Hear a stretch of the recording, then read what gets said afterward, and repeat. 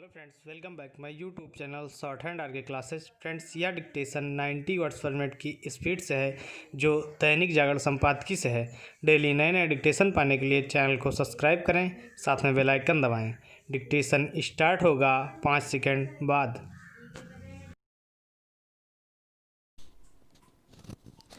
Start. Congress नेता P Chidambaram की ओर से कृषि कानूनों को निरस्त करने की मांग से एक बार फिर यह स्पष्ट हुआ कि इसी मांग पर जोर दे रहे किसान नेताओं के पीछे कांग्रेस का ही हाथ है और वह भी अंध विरोध की राह पर चल निकले हैं।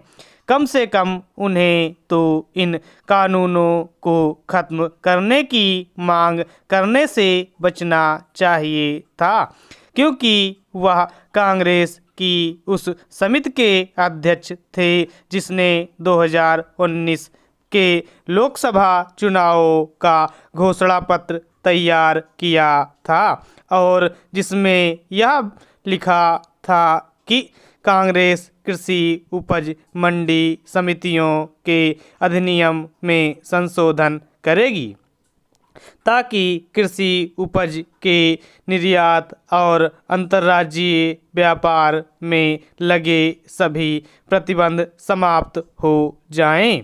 इसी घोषणा पत्र में यह भी दर्ज था कि बड़े गांवों और छोटे कस्बों में आवश्यक बुनियादी ढांचे के साथ ऐसे किसान बाजार स्थापित किए जाएंगे जहां किसान अपनी उपज बेच सकें।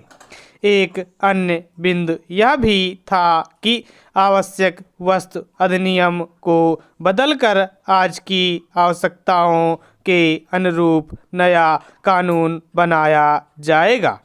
मोदी सरकार ने 3 कृषि कानूनों के माध्यम से यही सब किया है।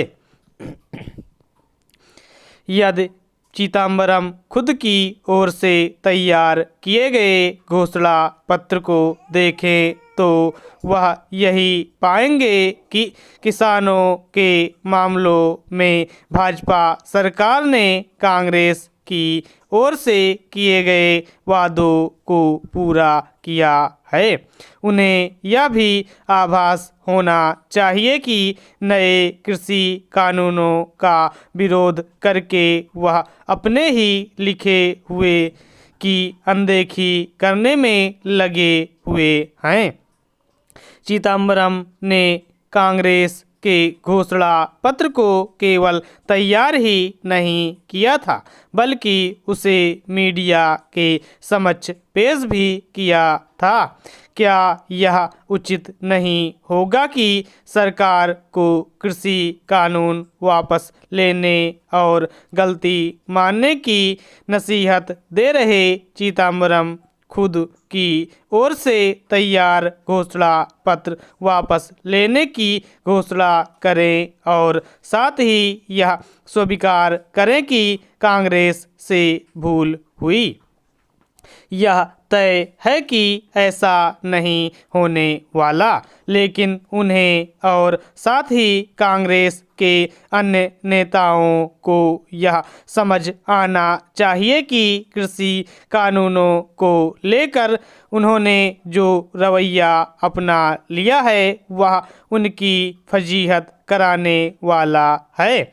समस्या केवल यह नहीं है कि कांग्रेस कृषि कानूनों का विरोध कर रही है, बल्कि यह भी है कि उसने उनके खिलाफ दुष्प्रचार अभियान छेड़ दिया है।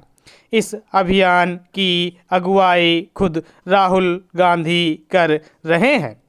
उनकी माने तो कृषि कानूनों के जरिए भी प्रधानमंत्री अपने 2-3 उद्यमी मित्रों की मदद करना चाहते हैं।